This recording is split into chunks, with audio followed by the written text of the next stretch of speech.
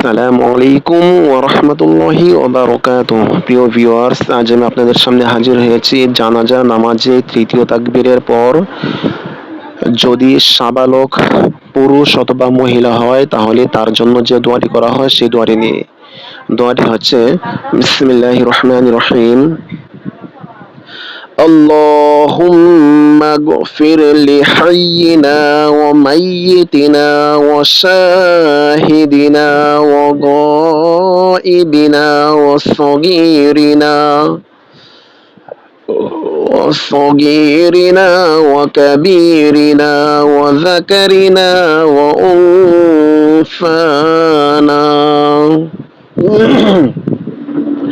اللهم من أحييته منا فأحيه على الإسلام ومن توفيته منا فتوفه على الإيمان। দোয়াটির অর্থ হচ্ছে আল্লাহুম্মা, হে আল্লাহ, ইগফির, আপনি ক্ষমা করে দিন, লিহাইয়িনা, আমাদের মধ্যে যারা জীবিত রয়েছে ওই জীবিত লোকদেরকে আপনি ক্ষমা করে দিন, ও মাইয়িতিনা, এবং আমাদের যারা মৃত রয়েছে এবং মৃতদেরকে আপনি ক্ষমা করে দিন, ও শাহিদিনা, এবং আমাদের মাঝে যারা উপস্থিত রয়েছে আপনি উপস্থিত ব্যক্তিদেরকে আপনি ক্ষমা করে দিন,